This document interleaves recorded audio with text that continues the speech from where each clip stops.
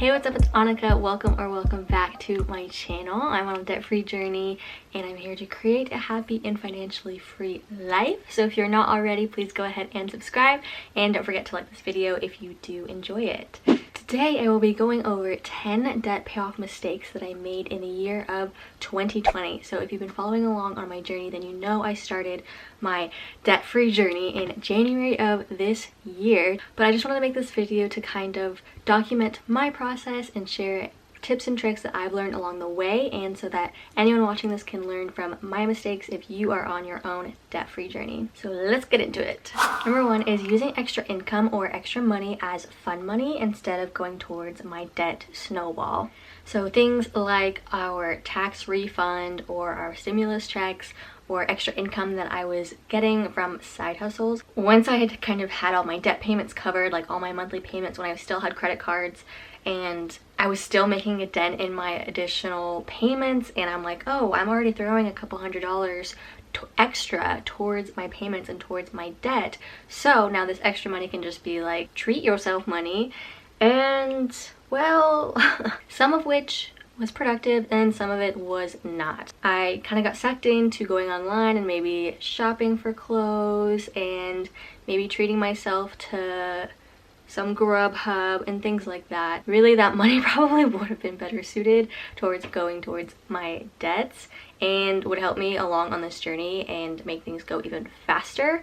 So yes, while it's important to keep some fun money in your budget, it's important to also be aggressive with debt payments, because I am very tunnel vision on my goals of becoming debt free, and I think that was earlier on in my journey, so I kind of wish that I would have gotten more on track earlier on. Number two is not sticking to my budget. When I started this journey in January, I was using the Every Dollar Budget app by Dave Ramsey. It's a free app, and it took me a couple of months to get the hang of it, as it does for anyone to really get used to a budget when they're first starting out. And this is something I still do, which I need to work on. But setting things in the beginning of the month, saying, okay, I'm gonna spend $300 on groceries or something for this month, and then either going way over that and having to take from a different category, or just really being way off every single time and always having to adjust it. Now, I'm all for adjusting your budget. Like, I seriously do that all the time, and I think that's fine as long as you're not stealing from the next month's budget or anything. But I always just try and remind myself too that any money that I'm rearranging or having to add to a section where I went over budget, that's just less money that goes towards my debt. So number three is not doing balance transfers or refinancing my student loans sooner. Now, I mentioned this in my 2020 recap of my debt journey video that I'll go ahead and link above, that I did a balance transfer for one of my credit cards that was a Southwest Airlines credit card with Chase Bank, and it had a very high interest rate of 26%, and that balance was over $10,000. So that was just a horrible amount of interest accruing every single month when I was literally barely even making the minimum payments on it. So instead of kind of letting that sit for a few months while I was still getting the hang of things, I wish I would have considered doing a balance transfer sooner. I'm glad I did a balance transfer in the end, and it still helped me and I still paid it off. I think looking into different ways to either consolidate your debt, transfer your debt, lower your interest rates, like that will help you out so much, and it will keep you very motivated. Refinancing my student loans also helped a ton. I mentioned also in my 2020 recap video that my student loans, originally my private ones, were with Wells Fargo as separate loans. I consolidated them, refinanced them with SoFi, and got a smaller interest rate, I believe. I don't remember what my original interest rate was, but I decided to refinance again, and this time I used Dave Ramsey's Splash Financial, which you can just find on his website, and I will have to look into exactly what steps I took for that, but they did find me a new bank to refinance with the best rate, and just kind of did all the homework for me so that I could literally just hand it over and be like, okay, let's refinance. My rate went from like 6 point something down to 4.67, I believe, which does not sound very significant, but when your loan amount is over $180,000 like mine is, then it does make a huge difference. I have seen another video where people have reached out to their current loan lender and asked if they would interest rate match, and I've seen a couple people successfully work that, so that way you don't have to actually refinance elsewhere and deal with any fees that way. You can also just refinance with your current lender and see if they will lower your interest rate. I do know SoFi has done that in the past, and I almost wish that I would have looked into that before switching lenders, but you live and you learn, and I'm also adding this into this video so you can learn from that and see if that's a decision that's worth your time to make. Fourth mistake was no real goal setting and no discipline. Now, I have a very hard time holding myself accountable with many goals and in all different types of situations, just because I know that I'm okay in the end if I don't take the steps that I really need to help me out, because I can get lazy, and again, I just am not great at holding myself accountable, which is another reason why I started this YouTube channel, just to keep forcing myself to keep pushing and sharing things I learn and push me along in my journey. I also didn't really set tangible goals in the beginning of this year either. I just knew, okay, I'm starting my debt journey and here I go.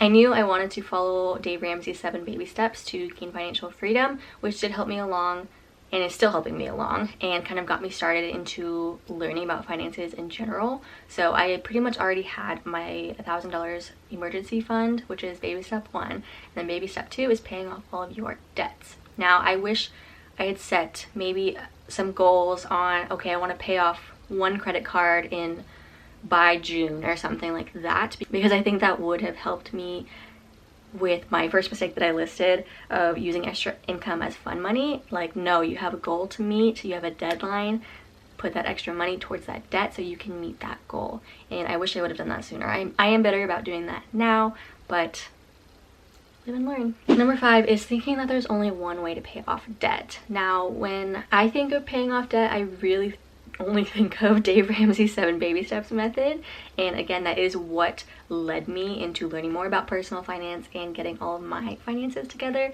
Along the way, I've learned that there's certain things that work for me that are kind of against Dave Ramsey's teachings. Like, I still use my credit cards, but I'm very, very disciplined. I do not use them unless I can immediately pay them off that second.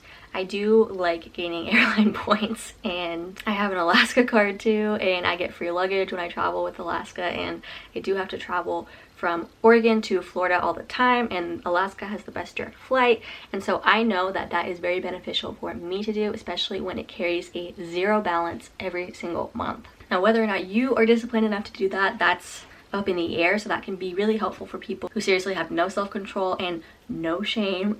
I've been there and sometimes still am, but I am so strict with my credit cards. Everyone's journey is different, and I think tailoring your process for you, this is your journey, this is your money, this is your debt. Don't let anyone kind of shame you into following someone else's steps. Number 6 is a big one, comparing your journey to others. It's so easy to look at other people like, oh, I just paid off hundreds of thousands of dollars in debt in like 2 months. Look at me go. And like, yes, that's great. That is awesome. I'm happy for anyone getting out of debt, no matter their situation. And I don't want to discredit any work that goes into that, but it can be a little bit disheartening when you feel like you should be further along and you're not. You can't compare yourself. 7th mistake is something that I have done a couple times this past year, is stealing from next month's budget. And that is a terrible thing to do, because you are literally spending money you do not have, which is what got you into debt in the first place. So that's just not a good thing to do. Don't do that. Number 8 is letting other people bring me down for trying to stay on track. Now, again, I'm gonna repeat this several times throughout this video, but this is your journey, this is your money, and everyone will have an opinion, and some people might be very vocal to you about their opinions, but what's helped me is finding other people that are on a similar journey that I am, whether it's joining Facebook pages, whether it's finding other YouTubers who are sharing their debt-free journey. I love conversing with those types of people because they get it, they understand, and they will be there to celebrate your wins with you because they know exactly how that feels. 9th mistake isn't really a big one, but it's just not making more flowcharts and visual representation of my debt. I'm a very visual person, and I did make a visual kind of bar chart for my credit card debt because I did have 5 credit cards, and those were my first things up in my snowball. So that really helped me along, being able to color in my balances when I paid them off, which was really fun and great for me. I'm still working on a flowchart for my giant amount of student loan debt, And I think that's what's kind of holding me back, because I don't know, I get kind of OCD about it. I'm like, I need to be coloring something in or checking something off, crossing it out. Like, that's just me. And number 10 is something that I think we can all take away, is not celebrating your small wins. If you are paying off tons and tons of debt like I am, then it's really so crucial to celebrate any small win you get along the way. Whether it's literally putting your first dollar towards your savings, paying off your first credit card, whether it's making an extra car payment, like anything like that deserves to be celebrated, because you are taking a step in the right direction for you and for your future. So there you have it. There are 10 things that I learned from paying off debt in 2020, and wanted to kind of just share my mistakes, tips, and tricks along the way. If you have any mistakes that you might have made or things that you would have done differently had you had another chance, please comment them down below. I would love to see them and kind of start a little conversation with you. If you like this video, please give it a thumbs up and don't forget to subscribe to my channel. Let's create a happy and financially free life. I am 44K down, 180 something left to go. We got this. Thank you so much for watching this video, and I'll see you in the next one. Bye.